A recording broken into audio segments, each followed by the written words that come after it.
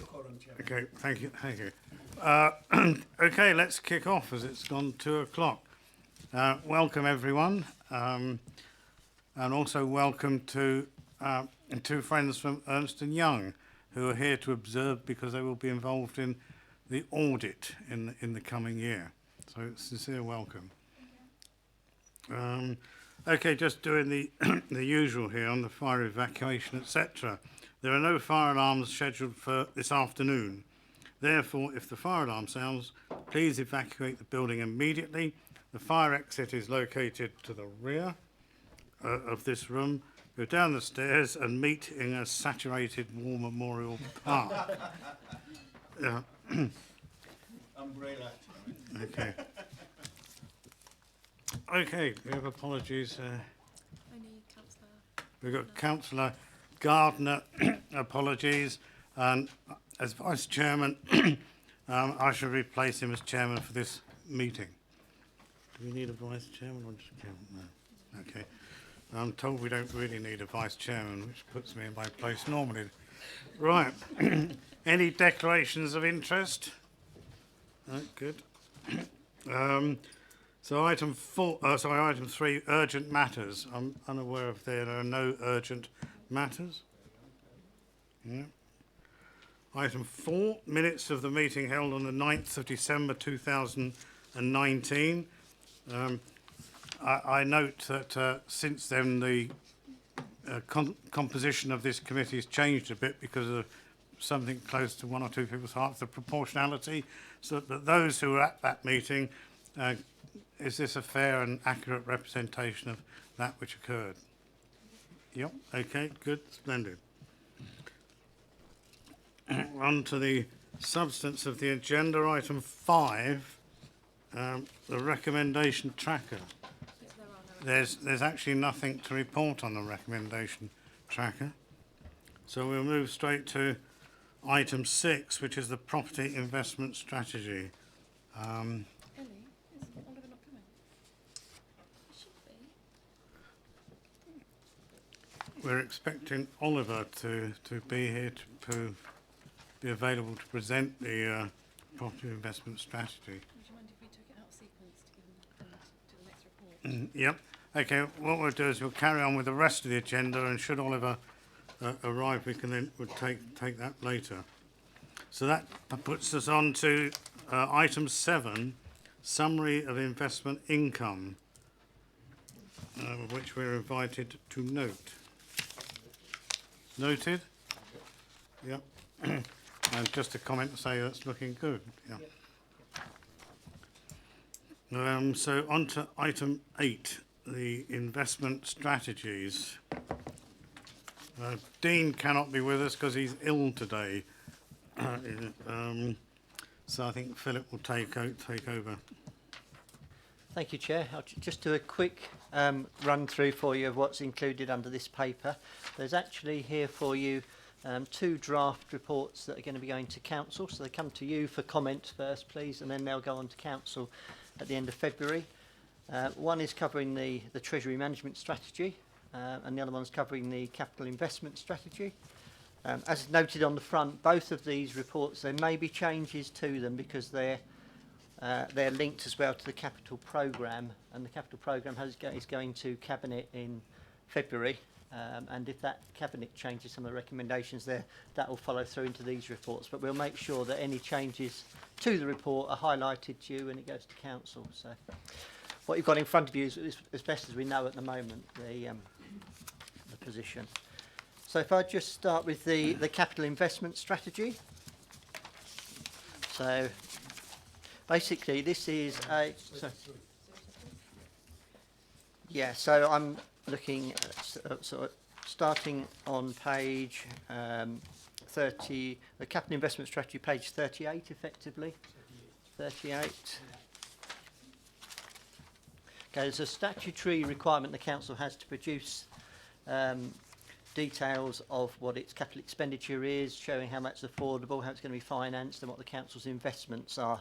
And this capital investment strategy provides a high-level strategy that links all those different areas together. Each of them is set out in more detail in other strategies. So we've got one which covers in more detail capital expenditure, other one which covers in more detail investments, but this tries to just to bring them all together as a sort of an umbrella document.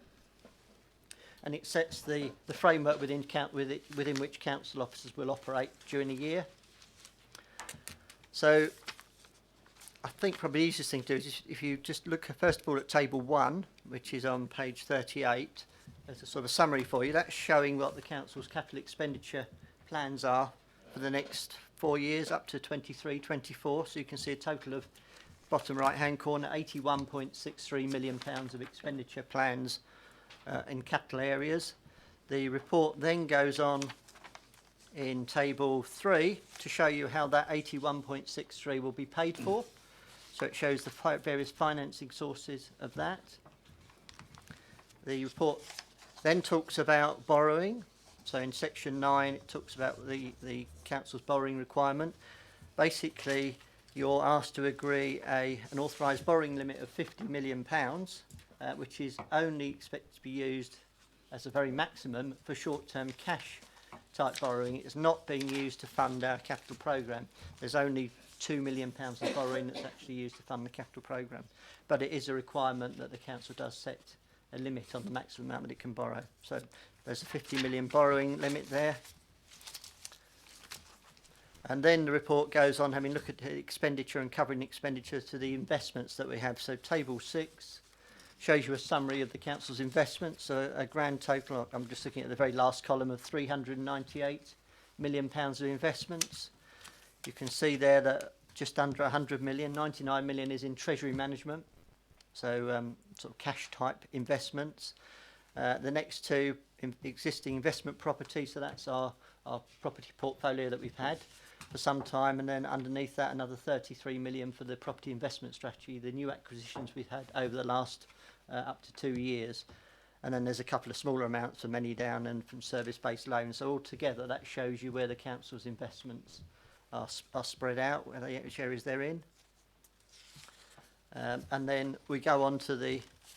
Yeah, sure. Question, in the existing investment. In the existing investment property, is that static? Because it goes on till 24 that it's the same level. Yeah. Is that static? Yes, that's basically what's been projected there at the moment. So we haven't got any planned sales or acquisitions to the existing portfolio. There is a property investment plan which is on there, so it's not showing any net change in the value of the property at the moment there. But yes, yeah. Sorry, apologies. Had we done the first paper first, that might have actually informed that conversation. So apologies. We're just trying to get someone to come over and actually introduce it. If not, I'll introduce the report.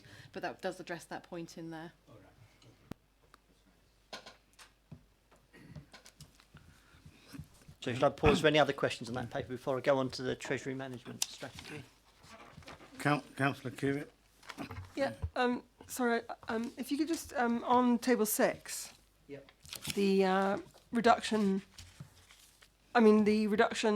the estimated reduction of treasury for 20 makes kind of sense to 21, but from 21 to 22, what's going on in treasury that goes from 111 million to 99, and it doesn't seem to be going anywhere else, so we're witnessing a comparable reduction on the bottom line in terms of our total investments. Well, that would be we'll be using some of the short-term money that we have invested in treasury management to pay for some of the capital expenditure. So where we're buying items or spending money on items of expenditure in the capital programmes, they're not investments as such, like say facility grants or maintenance of existing assets, those sorts of things. That will be expenditure which will reduce our total amount of cash that we have available for treasury management. Has that? I mean, were we involved as councillors in agreeing that, in terms of converting investments into run-of-the-mill day activity? Well, I'll just so these are treasury management investments are not necessarily all long-term investments. So any cash that we have is going to be a treasury management investment at the moment. No, I know. So, I'm fully yeah. aware Well, there's always a balance, which is because it goes up and down during the cycle of the year. But we're not talking about the cash element there, are we? Because our treasury management levels have always been around 100, and haven't they?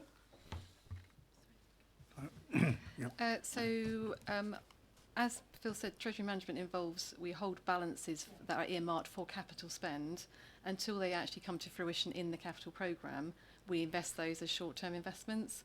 So the level of funding we hold at any point in time, as we go through our capital programme and fund more activities, the level of balance we have to actually invest will go down. And that's part of the annual budget setting process, part of updating the capital programme.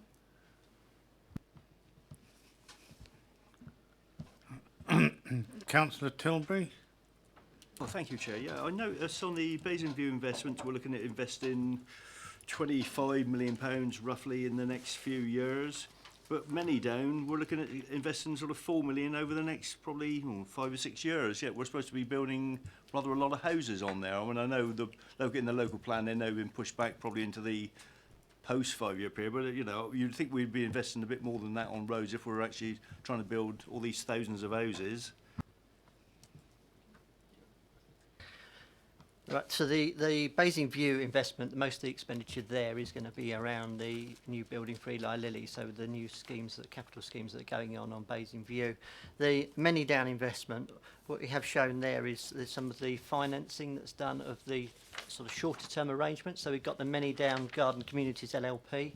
They will be borrowing some money from the council to fund their day-to-day activities, if you like, before we get on to actually building houses on there. So they need to borrow some money to cover some of their running costs, and that is a loan which shows capital expenditure that will be included within that 3.91 million. Will get, obviously, the investment in Many Down will increase a lot once we have the Many Down Development Company set up, and it's through them that they'll have all the expenditure on the infrastructure and the actual houses themselves, and then there'll be separate funding of those, but that hasn't happened just yet.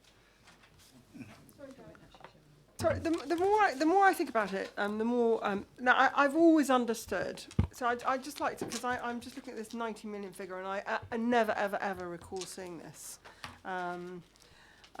We had a treasury portfolio, which was an investment portfolio. We had a cash activity that went on underneath that, which is non-investment, which is just day-to-day cash movements. It's completely normal in an organisation like us to have that, and there were two very distinct activities, right? We then had a commercial real estate portfolio, which was, I don't have the figures to hand of what its value was, but I thought it was around the 290. And then we had a property investment strategy, which was 30 million. So I'm looking at these figures and I'm suddenly seeing the treasury management being reduced, and that shouldn't include, I don't think, but I might be wrong, please correct me, the day-to-day normal balances that go up and down when we receive the monies and then disperse them to the county, etc. That I thought was the investment narrative, not the day-to-day cash management narrative. And then on the existing investment property portfolio, we had this balance, and then we had our property investment strategy. And then in 11.4, it suddenly announces that we were planning to replace 90 million of the treasury management. Well, I have no recollection ever of having a discussion anywhere in this council of liquidating our treasury management investment portfolio, which was around 100 million, and putting it all into commercial real estate, because that's effectively what that sentence is saying. And I don't ever remember having that conversation. I remember agreeing to 30 million of the investment portfolio being used as a property investment portfolio in order to increase revenue. So the 90 million decision was made a number of years ago, I think perhaps about 2 years ago, something like that, when the council agreed its alternative investment strategy. And the 90 million, off the top of my head, was putting 30 million, correct, into the property investment strategy. It was putting about 35 million, I think, into Many Down as a provision for Many Down expenditure, and it was putting 25 million pounds into the Investor Growth Fund. So that's what the intention was originally 2 years ago, to take 90 million of treasury management investments, and at that time we had about 160 million of treasury management investments to move it into those areas. What we've actually done is done the property investment strategy, but the Many Down money hasn't been needed to be moved to pay for the many down land, so we haven't had to spend that 35 million, so that's still in treasury management investments. And we haven't had to, or we weren't able to find opportunities to invest all the investor growth funding, so that stayed in treasury management investments. So treasury management, where it was off the top of my head a few years ago about 150 million, we're now down to about 117, you can see, 31st of March 20, which is, crudely speaking, taking some of the funding for the property investment strategy out of treasury management. Going forward, it always includes... Yeah, going forward, also, and this is literally the total in treasury management is all the cash that we have at the moment. So it's not all going to be there long term, because we will be spending some of it. It's money we've accumulated to fund the capital programme in the future. Some of it will be spent, so there will be a reduction in our treasury management resources. It's not because we're switching to another investment, it's just because we're holding that money temporarily as cash, pending its investment in, or spend on capital. Yeah, if I invite you, Councillor Putty. Yeah, I distinctly remember the 90 million being allocated and going through all the various committees. Perhaps after you take Councillor Putty's observation, throughout the investment report, it does mention that the 35 million that was going to Manydown has been reduced to 4.5. So perhaps you could just clarify why that 35 million isn't actually going to be used. Councillor Putty. Thanks, Chairman. We are putting money in the Manydown scheme. How much of the county is putting?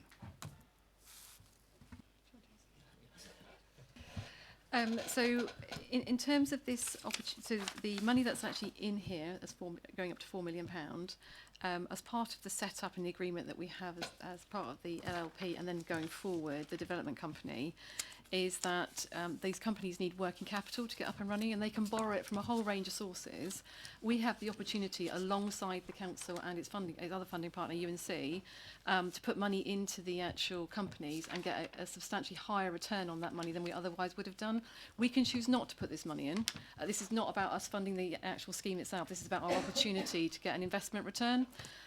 So this £4 million, the county have the same opportunity, and if they didn't want the opportunity, we'd probably take it up in terms of being able to get a really good return.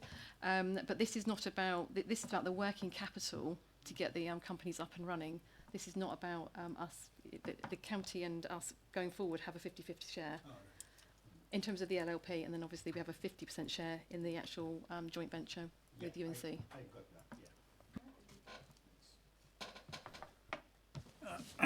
got that, Councillor Harvey. Thank you, Chair. Just so I've got this right in my head. On table 1, we have the list that's outlined on page 38 with Manydown investment and a little asterisk, but I can't find the little asterisk reference note. Was that fallen off the page somewhere, or am I just misinterpreting what that table should be saying? Where's the little asterisk that I should reference back to? And on the basis of what you're saying, so we are funding the loan to set up the LLP, to which we will then get a good return on, a higher rate of return than we perhaps would have otherwise have got from them going to another lender, that will come out of the profitability of the Manydown site. So basically we're pinching Peter to pay Paul of our own profit from Manydown that might again push issues associated with the other side of the council in its landowning, as it were, responsibilities, because that's a concern if we're going to see an impact on Section 106 or an argument made about viability because of the higher interest they've had to pay back for the setup loans. You're shaking your head, so I presume all that's been taken care of and we're secure on that basis. And then what happened to the 35 million? Is it just because we're not doing anything on Manydown that we're not spending it? Or again, are they getting that from another source of funding? So in terms of the original 35 million, there was a request, as far as I'm aware, to earmark the drawdown of land and purchase of additional land for other parts of the scheme. As the negotiations have gone on with the developer and partners, actually they're prepared to put that funding in, so we don't need to put that funding in ourselves. So therefore that £35 million is released back for us to do other things as a council. In terms of the loan agreements, we obviously have to be conscious of state aid issues in terms of what we can and what we can't do.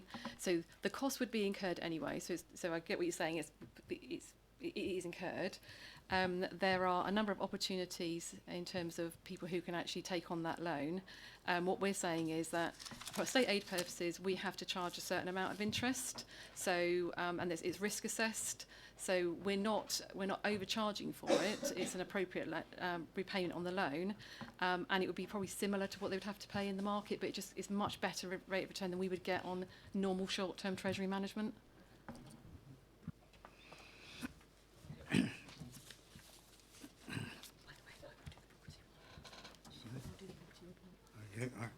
Any other questions on that, or we go back to the? Yeah, so Okay. thank you, Chairman. So the 11 million that we're reducing, but I just want to go back to this because you've talked about it for capital requirements. Do we have an earmarked plan that 11 million pounds is going on?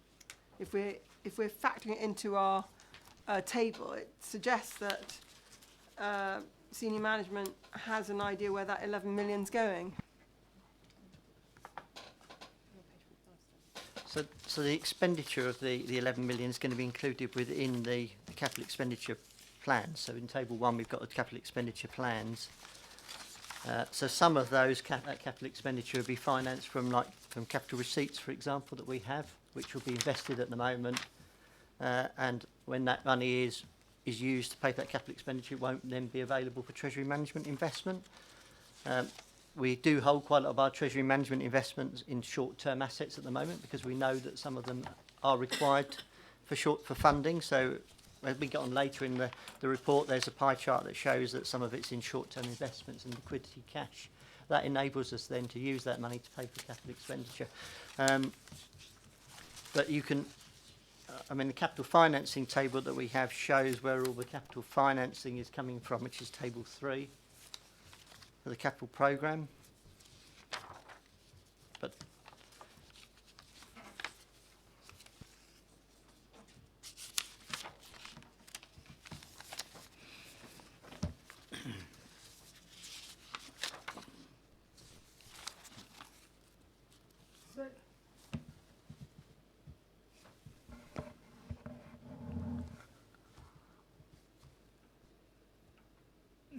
So in terms of the Basing View spike on capital expenditure, what's that going into then?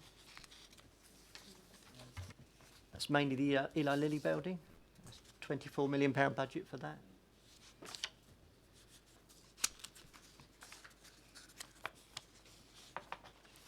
Okay. Philip, back to you. You're going to cover the other strategies. I have asked, incidentally, from the chairman's pre-meet that the next audit and accounts we can have a diagrammatic view of how all these strategies link together, which I think would be quite helpful. Thank you. So just moving on to the investment strategies now. On page 46, sorry, no, go back to the start. So we have a summary on page 46. We've got a summary of the treasury management investments as they're held at the moment. So where I was talking before about having some money in shorter term funds, you can see there what the makeup is of the current 117 million that we have. But then there is another paper which is on the report that talks in a lot more detail about the treasury management strategy. And before we get to that, there is the property investment strategy as well. So on page 48, there is what we call the non-treasury investment strategy, which is basically the property type investments that we have, plus the many down investments and the small amount of service-based loans. So you've got a detail there of what acquisitions were made under the property investment strategy and the returns that have been achieved. If we move on then to the treasury management strategy on page 56. Oh, yeah, that's a question. Jenny? On page 53, 519, talks about the property management team having plans to carry out benchmarking now that all the investments under the strategy are in place. My question is, why did we wait until they're in place? Would it not have been informative to have had a look at that before we were doing them? So there's two issues there. One, so obviously we'll unfortunately come back to the property investment strategy. The investments that have been made were in line with the principles that were set out in terms of the amount of rate of return, etc., that we should get. What this is now saying is that we've finished that element of the property investment strategy. We now need to look at all of our assets across the piece to see whether actually they benchmark against our recent acquisitions and how they benchmark against nationally, to see whether we should still be holding them. So that is more about the fact that it's not about benchmarking those particular assets, it's about benchmarking all of our assets. Okay, so can you just say again what we're benchmarking against? So I can just be clear about what you mean. So whilst I don't know which specific and how they'll undertake the benchmarking exercise, so we hold a number of assets which we've held for a number of years. We've just undertaken some very successful property investment activity, which is generating significant returns and far in excess of the amount that we thought we would get from these investments. It's now an opportune time to actually look at all the assets that we're holding, why we're holding them, how do they perform in relation to our other assets that we hold. So it's benchmarking against our own assets as well as nationally. Okay, so in my mind, when we benchmark, it's benchmarking with external to make sure that we're performing well in these areas compared to other organisations or other things. I mean, I guess for me, if I was benchmarking internally, I would think that's more about making sure we're getting good return for our investment against other things internally. So it's the external stuff that I'm interested in, so to make sure that we haven't got carried away by thinking we're doing really, really well, but actually we might not be doing as well as we think if we benchmark against external. So it's the external I was interested in. So I think to give assurance, for example, in all of the investments that we do, we have like Section 123 valuations, which looks at the market generally in the area and nationally, to make sure that we're getting best consideration if we sell assets, if we're investing in stuff. We look at all of that type of activity. So we are always looking out externally as well as internally. But this is also that internal benchmarking bit is about are the investments that we're holding still appropriate. But in doing that, we don't know that unless we do look at the external market as well, and that will be within Basingstoke and nationally. Councillor Tilbury. Yeah, on page 51, I was aware of the Ringway House one, and I did raise that full council because, strictly speaking, Ringway House is gone. They knocked it down, and it's now Veolia's Trade Waste Depot, so probably a better description of that. But it's the Lister Road B&Q one that seems to have passed me by. We seem to have spent sort of £7.5 million on buying B&Qs. I assume that's purely for the site because, I mean, the warehouse on there is got to be 40 years old now. I mean, I used to work on the site before it was ITT Cannon. We sold it because the site wasn't big enough to move to Viables, which they've now going to knock down and turn into yet another warehouse, and instead of employing 1,000 people. But it seems a lot of money to be paying for a site that isn't actually that big, and the only thing on it is a really old 40-year-old warehouse, which has got to be reaching the end of its life, I would have thought, by now. Unfortunately, there's no one here from property to actually go into more details on that purchase, but it's my understanding it was the full site, the full B&Q site.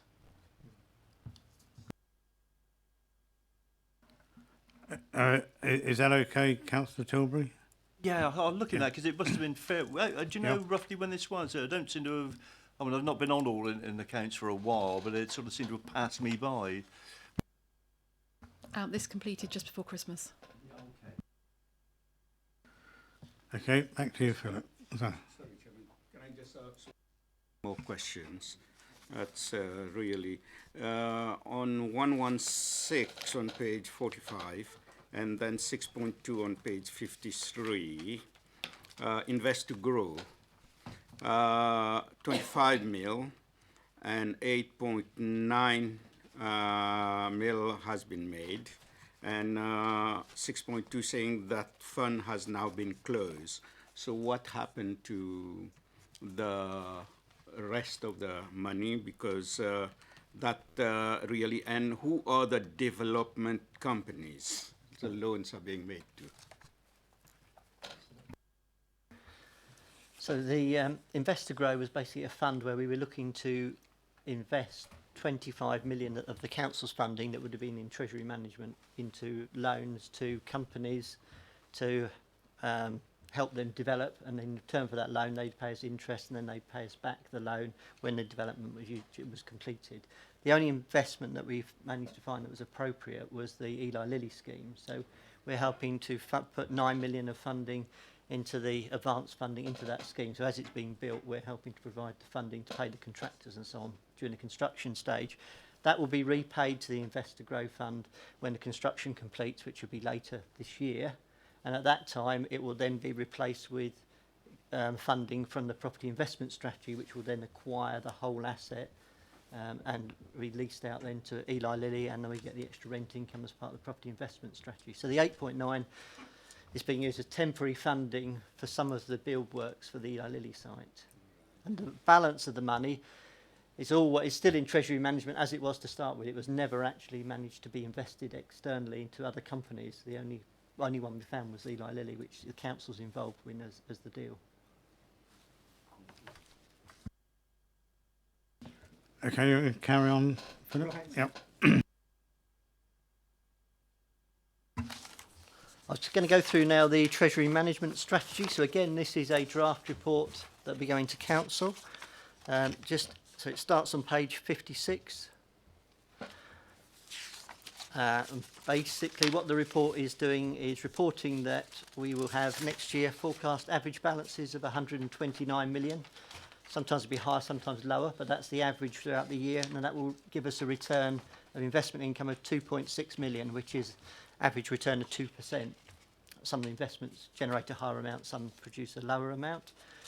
Over the period of the medium-term financial strategy, so over the next 4 years, the value of Treasury management investments goes down from 117 million to 100 million, which we're covering in the previous paper. Treasury management, just to remind the committee, the most important focus there is about security and liquidity, because it is the funds that you need to fund our expenditure as we go forward. So it's important that they're in a secure source and they're at a source where we can get access to the funds when we need them. So with Treasury management, the third priority is the return. So first, most important is the security, liquidity, and then its return. And that's why it's important that we have a balanced investment strategy. So we've got some property investment which gives higher return but it's not so liquid and has more risks, and on the other side we have the Treasury management strategy which is lower returns. I'm sorry. I'm sorry, Mr. Chairman. It's just there seems to be a complete change in the language. We always used to treat our Treasury investment portfolio as an investment portfolio, and I'd like just if Philip could explain, when did it suddenly become a portfolio that was available for financing activities elsewhere? Because it was never that.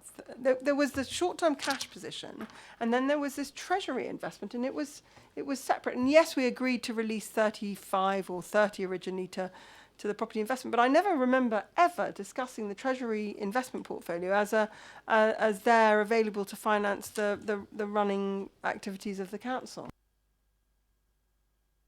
It was a revenue portfolio, generating revenue for the running of the council, not for investing in capital.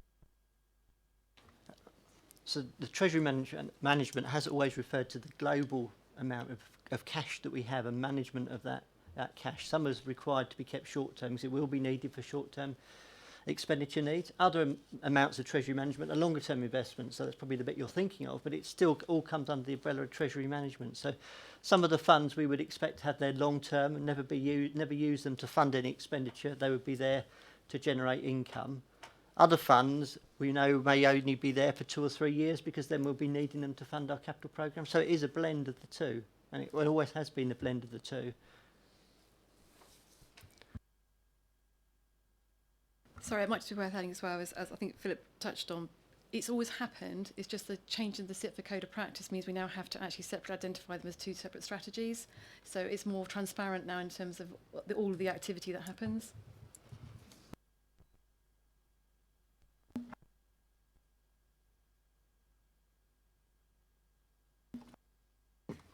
So I'm just going to go on really to sort of say that we have reviewed the Treasury management strategy, and we've used Arlene Close as Treasury management advisors, and our officers have been through with Arlene Close our current strategy and policy, and we've looked at, they've done some benchmarking with other organisations, and they've looked at the appropriateness of our investments and our investment policies, and you can see in the reports their summary of their findings about how I do it under different categories of under 10.6, the security, and then 10.7, the liquidity, and then 10.8, the returns and yield. So they're looking at all of those different factors and deciding or advising whether they think we've got the right policy to get the right balance between those. We are recommending some changes. No, before I go on to the changes, just mention the pension fund prepayment. Because the way in which the pension fund is run has changed. If you like, the back what goes on behind in the background, the Treasury running the pension fund has changed. So rather than pooling all the different pension funds together as the county used to, each district or council has their own fund now, which means that we now have the opportunity to pay our annual pension contributions in advance. So rather than paying them, we used to pay them every month as we deduct money from people's salaries and the council pays its contribution for pensions. Rather than paying that over monthly to the county, we got the opportunity to pay that money over in advance, in exchange for which the council gets a discount, because obviously the county is getting or the pension fund's getting the money earlier. And that is set out in appendix in section 11. The benefit that we get from doing that, which is a net present value, saves us £260,000 by making this advance payment. So it's definitely worth doing for us, and there's no real downside to us as we don't have to borrow. The return worked out about 3.6%, something like that, with, as I say, no risk to us either. So that's a new opportunity that we've been able to take going forward. We've also, as shown in section 12, introduced some new investments into the strategy going forward. So on page 66.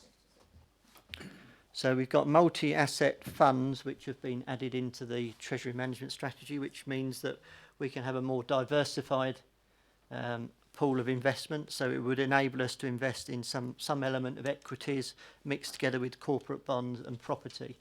So these funds, because they can spread their investments over a wider range of different types of assets, they're able to reduce risk, and at the same time we can potentially get better return because we can access a wider variety of assets. So we're looking to increase the scope within the Treasury Management Strategy going forward to include multi-asset funds, also to include loans to registered providers, to housing associations, and also what are called covered bonds, which means basically that we get some guarantee, some security when we lend money to companies effectively.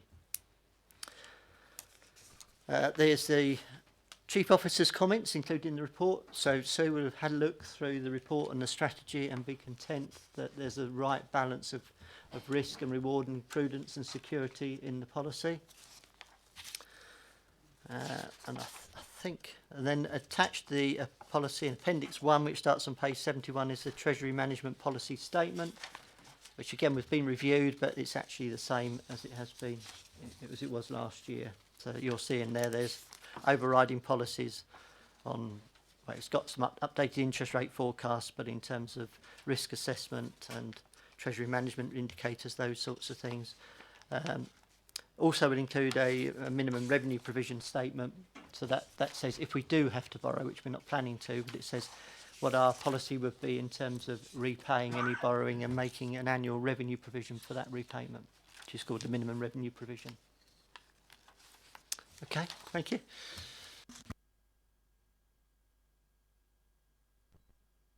Thank you, Chair. This is the first time I've seen this, so sorry, I realise you're saying it hasn't changed from last year, but I didn't see it last year.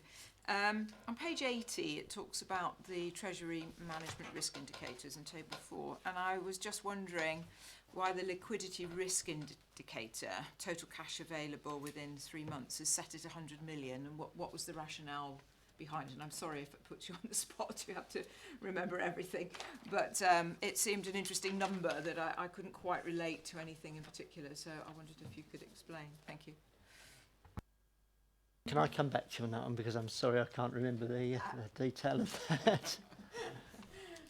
Absolutely, it was a tough question. Thank you.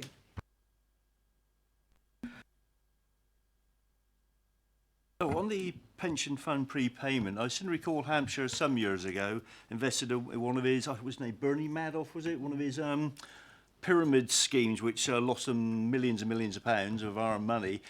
were they to sue something as stupid as again, which I'd like to think they wouldn't, well, you never know, where would the risk lie? Well, I assume it would lie with Hampshire in that case to reimburse us rather than if we've already given them the money. That's the only concern I have is giving any money to Hampshire is like a bit like a bottomless pit, isn't it? So this is money that we have got, regardless of what's happening with the pension fund itself. This is the kind of monthly contribution that we make as an employer to the pension fund along with the employees' contributions. So they have to be paid over regardless. So whatever happens to the fund might become more in deficit, but we have to pay this over. So regardless of what happens, we would still have to pay it. It's just whether we pay it as we go or whether we pay it at the end of the period. There is a true up, so in terms of we've estimated what we think those payments will be. So if we end up paying more into the fund than we should do, obviously that then gets counted against our payments in the fund going forward. So the risk there isn't really a risk in terms of the fact that we lose any money because we've got to pay it over anyway. So it's not about the performance of the fund. This is just money that we owe the fund, and therefore in terms of our employer status, in terms of what does our fund look like for this council, the overall performance of the fund might change whether we're in deficit or not, but this money still has to be paid in.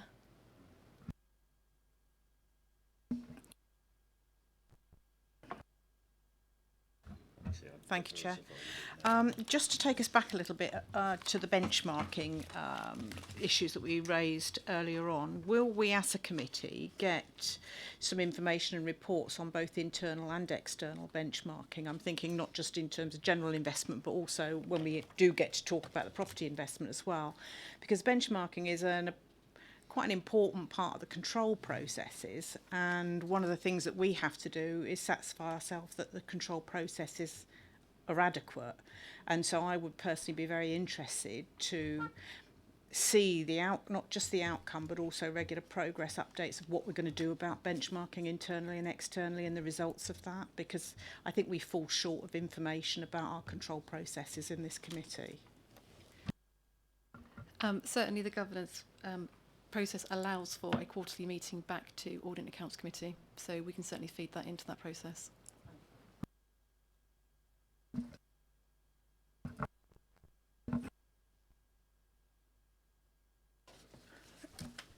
Councillor Putty, was what? Thank you, Chairman. Yes, with pension contributions, employees' contribution, I remember I fought for councillors to get a pension, and I'm declaring an interest because I am a recipient of a peanut pension from Hampshire County Council on that. But is there any chance of getting the councillors back on scheme?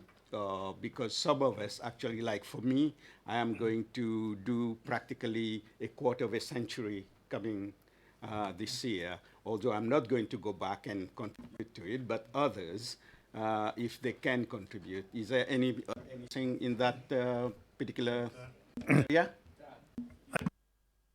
I think we'll pass that one by, Dan, if you want to, because that's a policy issue rather than monitoring or scrutiny. So whilst it may touch a number of hearts, we'll pass that on by.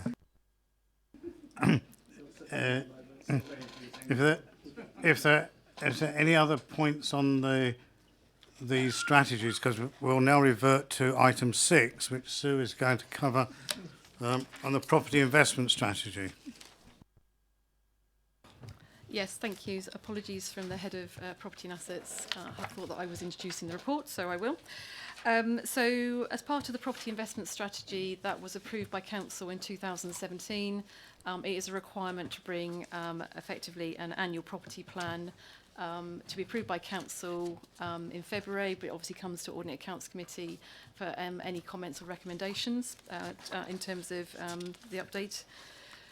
So what this is effectively saying is that obviously we've been reflecting in previous years up to now on the fact that we had this initially £30 million to invest in additional property investment strategy with I think it was council last year that agreed up to another £5 million in which we could invest. all of those investments have now happened. So in terms of, we're not actively going out and trying to spend more money under the property investment strategy, because we've actually spent it. We spent £32.5 million.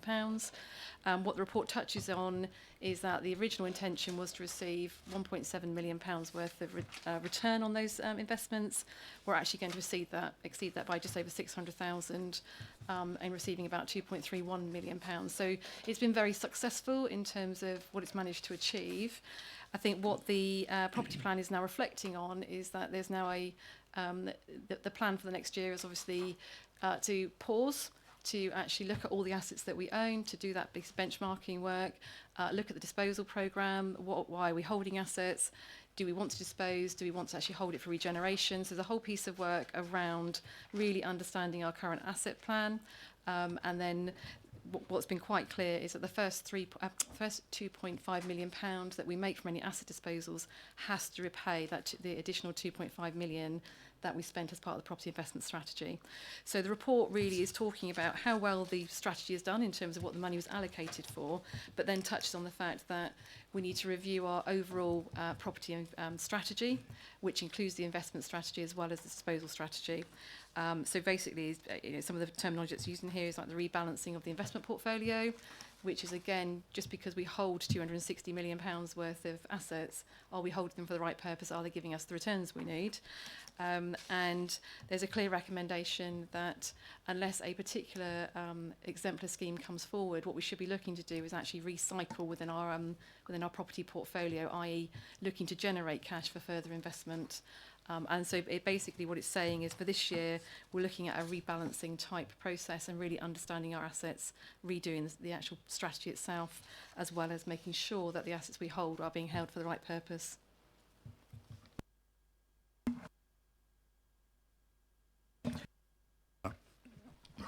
Thank you, Chair.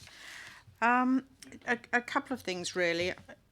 I'm guessing I was going to ask you what we actually sold that was worth £2.5 million in order to put the money back into the scheme, because I had thought that the intention was that we get the money first before we spent it. But I'm guessing from what you're saying is we've spent it and now we're going to try and get it, which I must admit is a bit of a surprise. I had thought it was the other way around when we were in council, that's what we were agreeing, that we'd get the money first. Through shedding unnecessary assets. The other thing that, in terms of a point of principle, that I think actually having a review is a really good idea. I think in that review you do need, from our point of view, to start to think about the transparency and the openness in terms of what we get information about what the control processes are. I mean, for example, I have been trying, ever since I've been a councillor, to find out what the required yields were supposed to be. What controls are in place to decide whether something was a good investment or not, and have never been able to get those. And so I think that when you do that review, we have to be sort of really clear and transparent about what the control processes are, what the KPIs are going to be, and how they're going to get reported, because we don't really get a great deal of information about the control process to be certain that the control processes are adequate. It doesn't mean to say we need to know about how you're operationally performing all the time, but we do need some satisfaction that the control processes are in place and that they're appropriate to manage and make good decisions. We don't want to second guess the decisions. We need to know about the control processes. And that is something that has not been forthcoming and not something that we've been aware of. And when we get reports, we ought to get them against those control processes and key KPI. So I think that really does have to be built in, and I would like to see a major change in some of the ways we get things reported to us so that it reflects the working of those control processes and measurements against the KPI that tell us whether risks have been established, what those risks are, what the yields are supposed to be, what a good decision looks like, so that we can be confident about the decision making and that the controls work. We're on a point of principle, so I think that's a really important thing that I'd like to see get taken into account. on a point of principle, what is very disappointing for me, and I understand you want to mash, all this up together and have a fresh start almost, is that when the original property investment money of 30,000 came to full council, there was a commitment in there and an expressed desire to make investment in housing, and we have singularly failed to do that. And so I think that review needs to take that into account.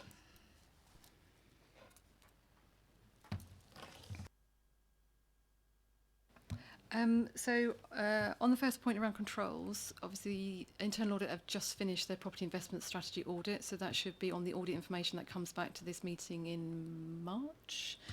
So they have just done the audit of the property investment strategy. In terms of the required returns, I believe that was part of one of the original reports that went through council, but we can certainly recirculate that. In terms of the kind of monitoring that comes back, obviously we need to now, because we're monitoring it slightly differently, because actually up to now it's been monitoring of the spend, we need to think about how we bring that back so we can take your comments on board in terms of what that should include. My understanding, but I'm happy to be corrected by Philip, is that the council report clearly said we could spend up to an extra £5 million with a clear remit that the first disposals that are made have to repay that money. I didn't think it was the other way around, but that may be just because I've read the report. And in terms of the KPIs, I think that as part of service planning, all services are being asked to look at what are appropriate KPIs, how do they meet the kind of priorities of the council plan, and so that should be, it'll either be reported as part of the performance panel information that are received on behalf of scrutiny, or will possibly feed back into the monitoring report that we can bring here.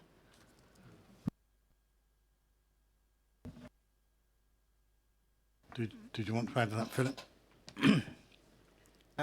And just in terms of what was agreed, the 35 million, it would just be my recollection, but I just thought it said it was to be funded from property disposals. So don't think it was specific about whether it was in advance or in arrears, but I think it just said the principle was that we were funding this extra up to 35 million from receipts from disposals. Sorry, extra 5, yeah. Sorry. On the yield, from the very outset, we were promised 1.7 million. So it didn't, I don't think it drilled down below the 1.7. It had as a portfolio, which I don't think you want any more information than that. And in fact, it's outperformed 1.7. In terms of the housing, what happened was we hired consultants, and they evaluated 4 areas, being commercial, housing, and there were 2 other. I remember them being 2 other criteria, but Philip might be able to enlighten us on that. And yes, we as a council did express an interest that of the 30 million, we would like it to be supporting Resi. And in fact, the consultants identified that Resi was definitely a profitable route. But in the end, commercial real estate was what was acquired. Yeah, Philip. Just to say, I would agree with that around the about the residential. That there was I know that property did try to find some appropriate residential investment from within the £30 million, but weren't able to find an appropriate scheme in terms of the return and the level of investment that was required. Okay, Councillor Harvey. Just in passing, Philip, could you let us know how much we forked out in consultants for them to look for that particular housing investment? Because there was an awful lot, I think, perhaps paid out to those consultants to do that piece of work. And if the return was for absolutely nothing because we didn't build a single house out of this fund, it'd be interesting to know just how much we actually then did shell out to them to do that piece of work. Because they weren't the original consultants, were they? They were consultants especially brought on for that purpose. And if they couldn't find us housing, then it begs the question, why did we hire them in the first place? And then obviously in terms of the return, the housing return was actually identified as being one of the best returns we could possibly get if we could find the place to invest in. So I'll check what that details was there. I think some of the investments were that it was the same firm that were bringing us the commercial ones as the residential, because they were looking at potential investments where there might have been, blocks of flats that were available for sale in Basingstoke. So they were brought to the property investment board as it was then. So it may, as you say, may have been some separate consultants that were involved as well, but I'll get that information for you.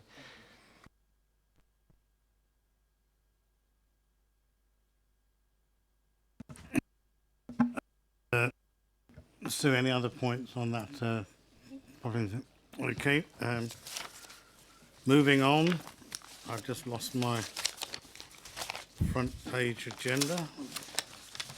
Okay, sorry.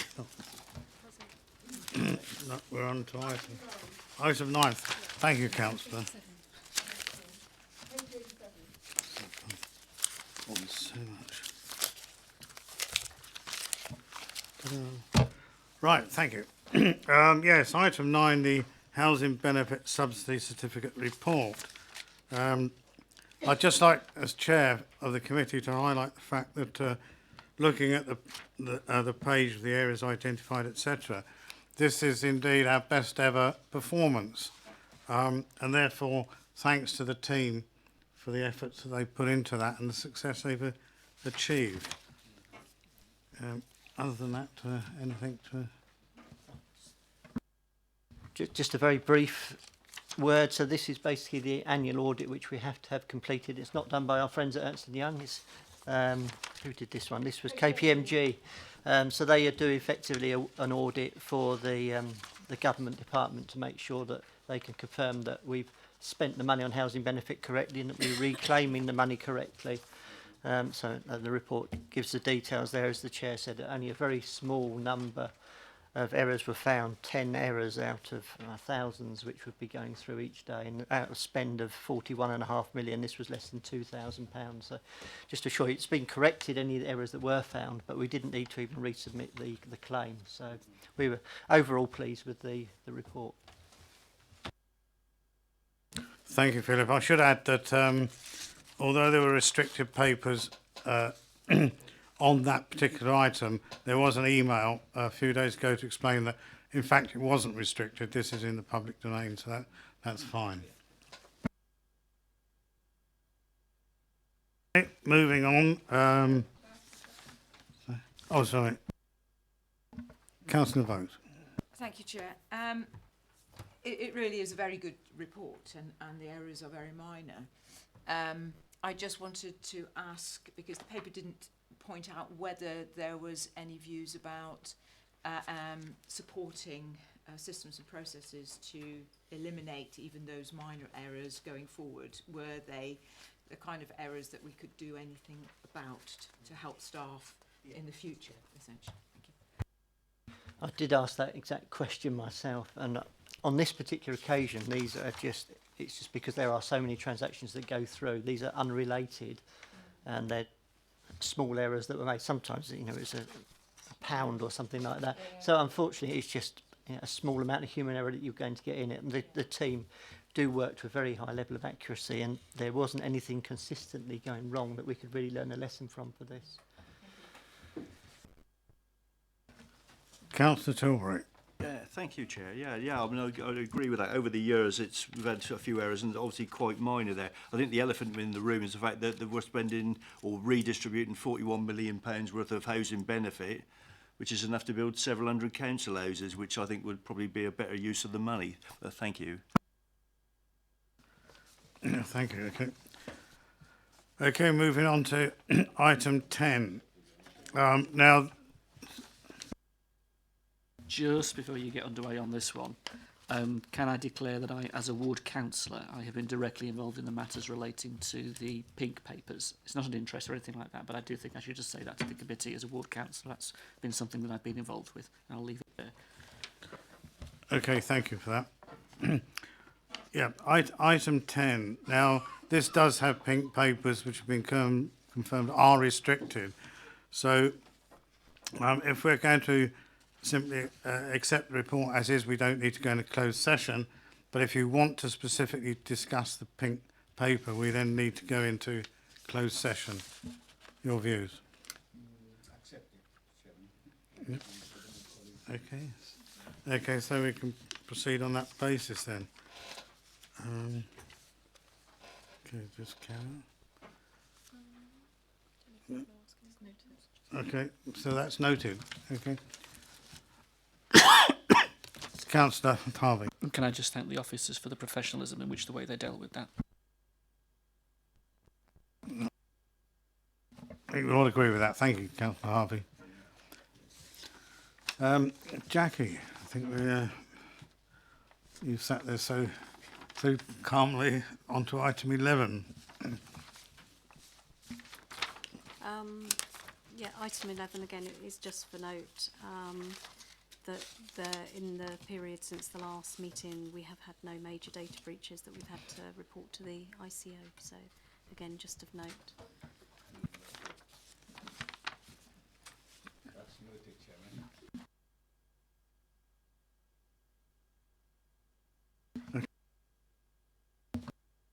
Moving on to item 12, the Audit and Accounts Work Programme. The only issue on this one I'd point out is the very final item, the Invest to Grow strategy, is not on the work programme because we ceased that 6 months ago. But the rest stays as is, and I think it's a fairly regular work programme for March. Okay.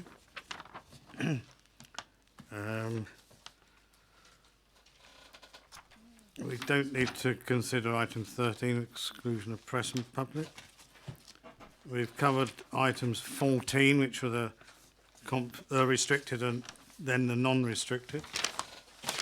So, Chairman, what about the item 6? Is that deferred?